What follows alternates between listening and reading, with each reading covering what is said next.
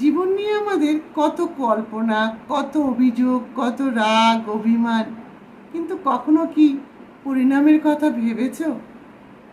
শোনো তাহলে, আমরা এই জগতে এসেছি দুদিনের জন্য, ঠিক যেন ভাড়াটের মতো। মালিকের ডাক আসলেই চলে যেতে হবে, কিন্তু কখন যাব আমরা কেউ জানি না। কিন্তু এটা জানি, ডাক আসলেই আর 1 মিনিটও আমরা থাকতে পারবো না। তাই আমাদের জীবনে এত রাগ, অভিমান, ক্ষোভ, অহংকার দিয়ে কি হবে? শরীর থেকে যখন প্রাণটা বেরিয়ে যাবে, 1 সেকেন্ডও সময় লাগবে না। তাই সমস্ত রাগ, অভিমান, ক্ষোভ বাদ দাও। জীবনটাকে উপভোগ করো, জীবনের সৎ পথে থাকো, সৎভাবে থাকো।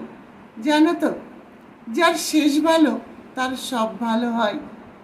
আমরা এ জগতে এসেছি, দুদিন থাকবো, প্রভুর নাম নেব, সৎ পথে থাকবো। মৃত্যুর পরে হিসাব হবে, আর সেই হিসাবে আমরা কি করব?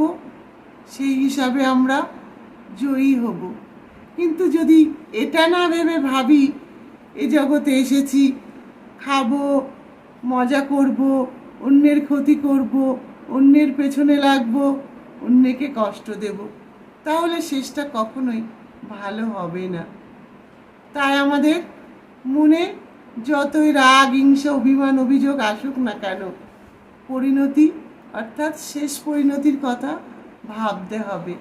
হরে কৃষ্ণ।